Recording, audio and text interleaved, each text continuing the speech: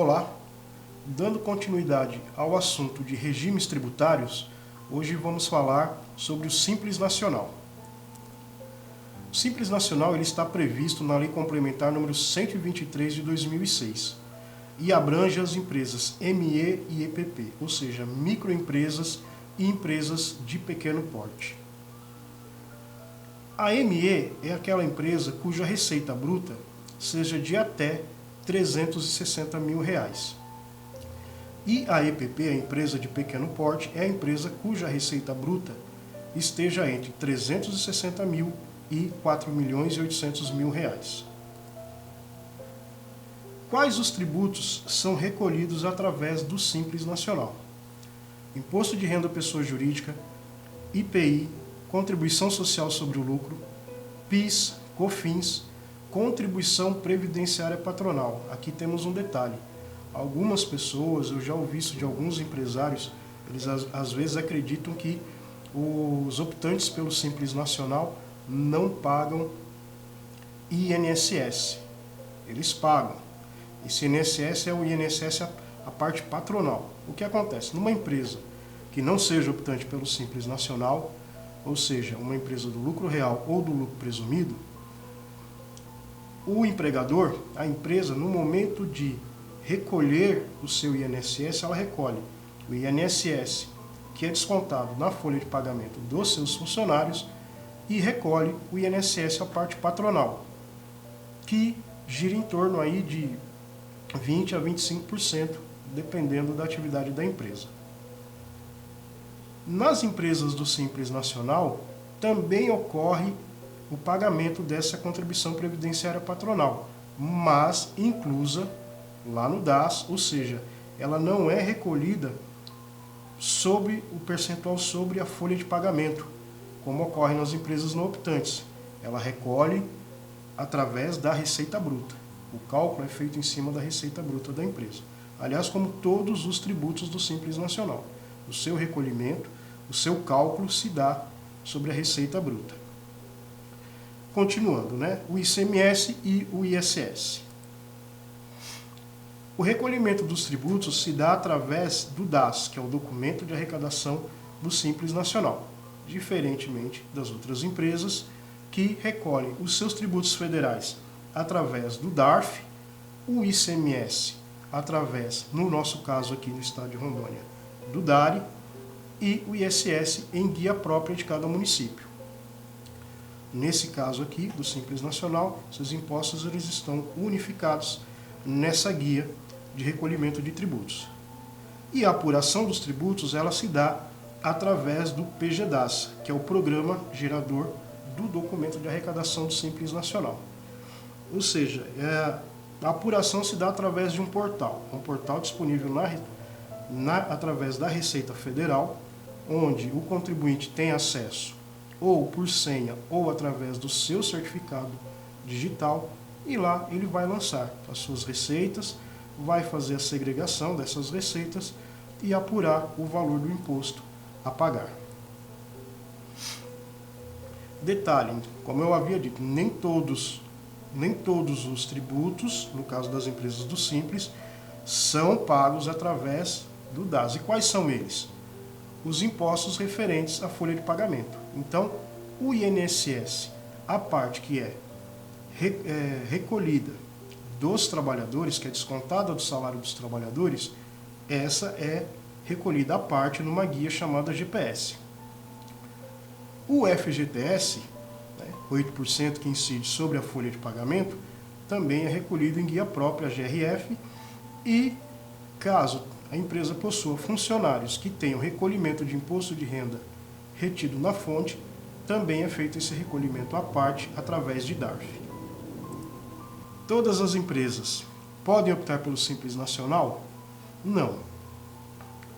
As empresas que podem optar pelo Simples Nacional, elas estão descritas em anexos na Lei Complementar 123. Mas, a título de exemplo, temos como empresas que não podem optar pelo regime do Simples Nacional, os bancos, as cooperativas, as sociedades por ações, empresas que tenham sócio domiciliado no exterior empresas que têm uma atividade de produção ou venda no atacado de cigarros, cigarrilhas, charutos, empresas de armas, de fogos de artifício, munição e pólvora. Uma outra particularidade do Simples Nacional é a adoção de um sublimite. O que é esse sublimite? É uma faixa de receita onde, quando ultrapassada, a empresa recolhe tanto o ICMS como o ISS diretamente ao Estado e ao município. Tá? Esse sublimite é de 3.600.000. Caso o Estado participe do PIB com até 1%, ele poderá adotar um sublimite menor, de R$ 1.800.000. Então, como eu disse, ao ultrapassar esse sublimite, o contribuinte optante pelo Simples Nacional, ele vai calcular os impostos federais lá dentro do PGDAS e vai calcular os seus impostos, no caso o estadual, através da ferramenta ou disponibilizada pelo Estado, no nosso caso aqui é o SPED, né, de ICMS e IPI, e vai recolher o ISS também diretamente para a Prefeitura. Então, nesse caso, por exemplo, só para exemplificar aqui no nosso estado de Rondônia, a empresa ela ficaria no regime do Simples Nacional no âmbito federal e no regime normal no ICMS e no ISS.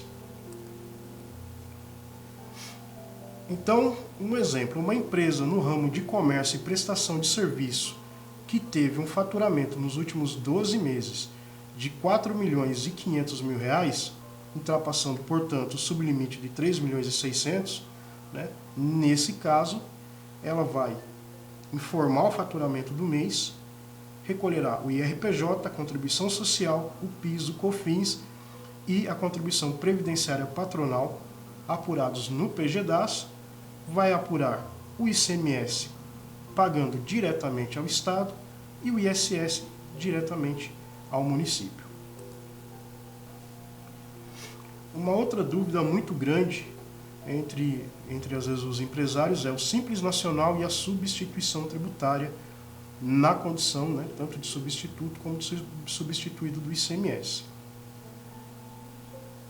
Tanto a Lei Complementar 123, como, no nosso caso aqui, o regulamento do Estado de Rondônia, o regulamento do ICMS do Estado de Rondônia, são claros que os optantes pelo Simples Nacional estão obrigados ao recolhimento do ICMS por substituição tributária.